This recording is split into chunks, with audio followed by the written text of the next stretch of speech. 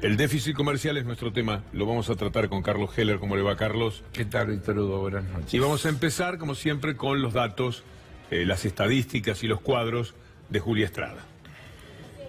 Muy precisa tu presentación porque efectivamente en déficit comercial no hay posibilidad de un rebote respecto de 2016 porque los datos dan peor, lamentablemente, porque en ninguna estadística uno se jacta de que dé mal, para nada, pero en esta estadística es realmente muy grave que el déficit comercial se amplíe. Vamos a empezar con lo que pasó en el mes de agosto, datos que publicó ayer el INDEC. Las exportaciones fueron de 5.228 millones de dólares y las importaciones de 6.311. El resultado comercial, 1.083 millones de dólares. En un solo mes, de los primeros 8 meses del año, es el peor. Y básicamente, ¿cuál es la razón de que haya empeorado? 9,8% cayeron las exportaciones, casi 25% aumentaron las importaciones. Vamos a la siguiente placa. En gran parte de las exportaciones que caen tienen que ver con soja, tienen que ver con maíz. Algunos dicen que el tipo de cambio no es el que muchos exportadores esperaban. Vamos a ver un poco, yo quiero mostrar la estructura exportadora argentina, porque es importante remarcar, también como decían recién con las palabras de la expresidenta, que había previamente un proyecto de industrialización. ¿Por qué existió un proyecto de industrialización? Porque Argentina exporta un 27% productos primarios y otro casi 40% de manufacturas de origen agropecuario, ¿no?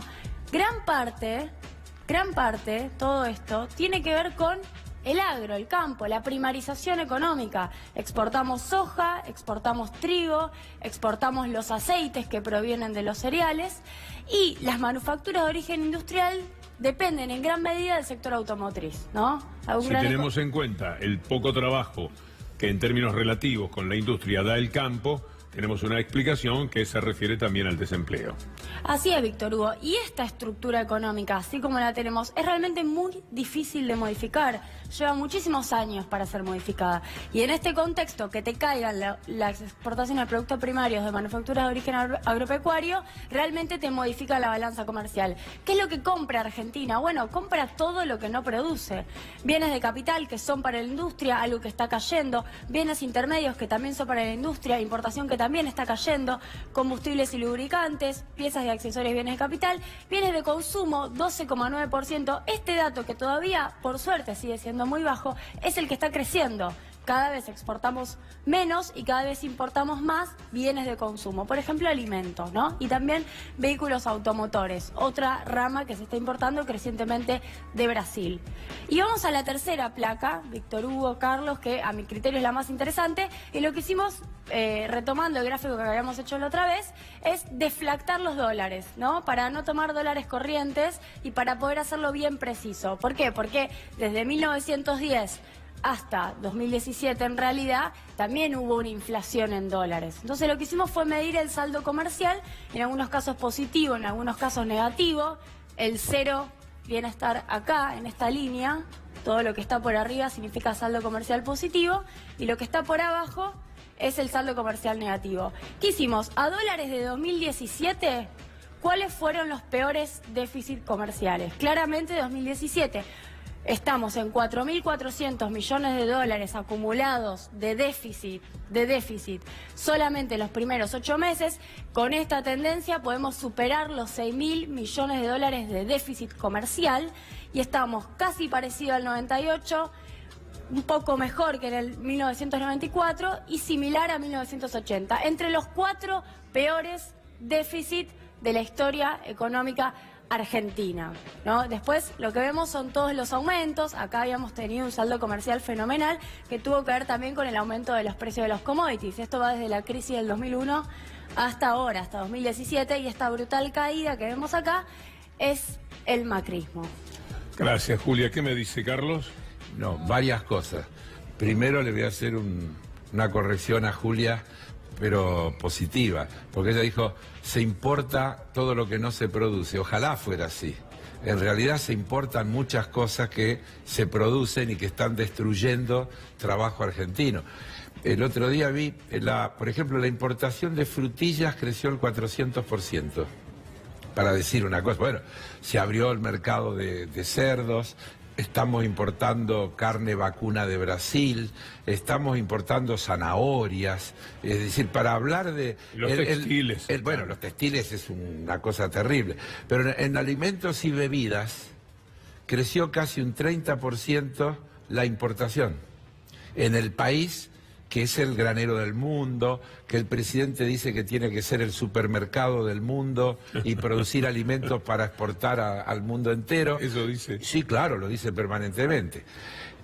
Ahora, agregando, corroborando lo que dice Julia, y que también nos tiene que servir para entender otras cosas, en el presupuesto que mandaron al Congreso este año, para el 2018, toman como referencia los valores del 2017. En el presupuesto que mandó el gobierno dice que en el 2017 el déficit de balanza comercial van a ser 4.500 millones de dólares y ya estamos en ese número, con lo que yo corroboro que vamos a terminar en 6 a 7.000 millones de dólares de déficit de balanza comercial este año. Pero hay otro dato. El gobierno, en el presupuesto como es de práctica, manda las proyecciones hasta el 2021. Hasta el 2021. Y en cuanto a la balanza comercial, dice que el 2017 van a ser menos 4.500 millones, ya le erraron porque van a ser menos 6.000. Menos 6 a 7.000. Para el 2018 presupuesta menos 5.600. Para el 2019 presupuesta menos 6.000. Para el 2020 presupuesta menos 6.900 y para el 2021 presupuesta menos 7.600. Descabellado. Sí, si fuera esto cierto, de acá al 2021 tendríamos 30 y tantos mil millones de dólares de déficit de balanza comercial, que si yo le aplico el margen de error del 2017, que le están errando en un 50%, tendría que decir que van a estar en el orden de los 45.000 millones de dólares de acá al 2021, que van a tener que ser financiados con deuda y que además de la financiación del déficit fiscal van a generar un fenomenal proceso de endeudamiento en los años que vienen, que van a generar un aumento considerable. Por ejemplo, las tasas de interés del presupuesto 2018, que en el 2015 eran iguales, por ejemplo, a la suma de los gastos de educación y cultura. Intereses 2015 y educación y cultura pesaban igual en el presupuesto, en el resultado. En el presupuesto del 2018 van a pesar ya un 42% más los intereses que lo que el Estado va a gastar en educación y cultura. Y esto va a ir marcando justamente esto que llamamos ajuste, porque como los intereses son sagrados y no se pueden tocar, lo que van a ajustar son las otras cosas. Los intereses de la deuda en los años 90 claro, eran 6 veces más que todo lo que se recaudó por las privatizaciones. Sí, claro, se lo llevaron todo y por eso el país quedó como quedó. Pero siempre hay un tiempo, que es lo que nosotros tenemos que advertirle a los que nos escuchan o a los que nos ven, que este país que en el 2015 estaba muy desendeudado, tiene una enorme capacidad de endeudamiento hasta que los acreedores digan basta porque entramos en zona de riesgo. Yo quiero volver al dato que mostraba de caída de exportaciones y aumento de las importaciones. Quizás soy un poco monotemática, pero creo que en el corto plazo vamos a volver a presenciar declaraciones que digan que es necesario devaluar para mejorar el desempeño exportador. Yo quiero hacer una sencilla explicación económica, la ha dicho un economista argentino que se llama Marcelo Diaman, allá por 1974. Cuando se produce una devaluación, no mejoran las exportaciones en cantidades. Está demostrado, no es que los mercados te compran más porque sos más barato. Lo que haces es, te devalúas vos como país y por ende los dólares que entran valen más en tu país y eso te genera una sensación de que recaudaste más dólares. Pero en términos exportadores no mejoraste tu desempeño Recaudás más exportador. pesos, Julia. Los dólares son los mismos porque el precio internacional de las exportaciones no varía porque nosotros devaluemos. Claro, pero como recaudás más pesos Más y vos pesos. te devaluaste, en realidad los Sí, dólares claro. también valen más para vos. Entonces, en realidad, lo que estamos viviendo ahora, después de una devaluación del 60% a fines de 2015, es que no tuvo ningún efecto porque estamos empeorando la balanza comercial. Y soy monotemática porque estoy convencida de que antes de fin de año y posiblemente el año que viene vamos a volver a escuchar que es necesario devaluar y eso no va a modificar este panorama si, como mínimo, en primer lugar, no se cierra la apertura importadora. Claro, con un agravante, que eso es lo último, que como vamos a importar mucho más que lo que vamos a exportar, si devaluamos, el problema interno es más grave, porque los precios internos de lo que estamos importando van a subir de acuerdo al nuevo tipo de cambio. Y voy a leer una cosa del INDEC, porque uno de los datos que el gobierno exhibe es el crecimiento del consumo.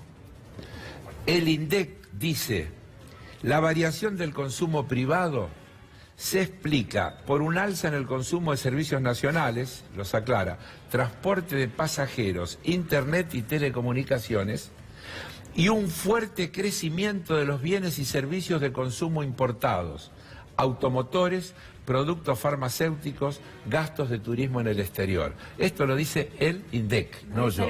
Entonces, está clarito qué va a pasar además y cuál es el efecto si efectivamente para favorecer al sector exportador se devalúa.